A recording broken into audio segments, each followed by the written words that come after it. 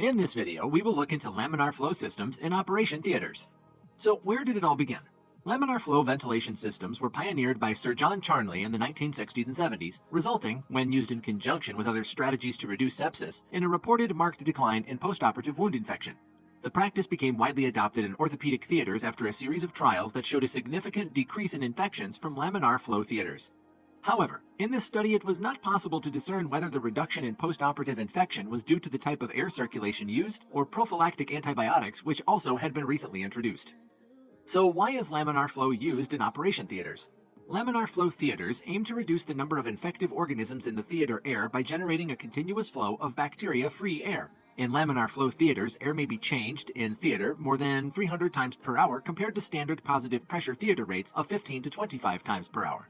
Laminar flow systems are also capable of generation levels of colony-forming units in the atmosphere below 10 colony-forming units, CFU, per cubic meter of air. The number of particles in the theater air is also lower than in turbulent systems. So how does laminar flow work in an operation theater? A laminar airflow unit works by the use of inflow laminar air drawn through one or more HEPA filters designed to create a particle-free working environment and provide product protection. Air is taken through a filtration system and then exhausted across the work surface as part of the laminar flow process. Commonly, the filtration system comprises a pre-filter and a HEPA filter. First, the air goes through the pre-filter or panel filter. Next, the fan blows the air toward the HEPA filter.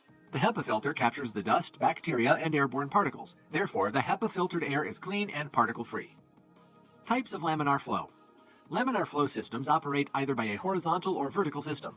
In horizontal laminar flow systems, high-efficiency particulate air filters are installed on the totality or part of one of these operating theater walls.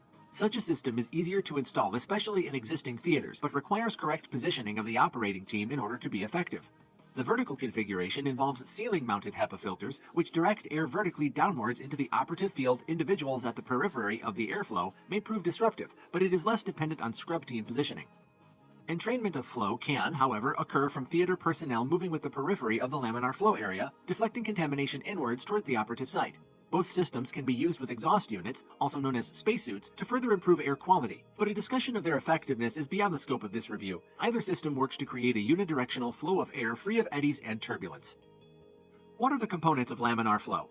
The major components of laminar flow are the outside tank, inside tank, fan, return air inlet, panel filter, polyester screen, differential pressure gauges, gel HEPA, and diffuser lamp.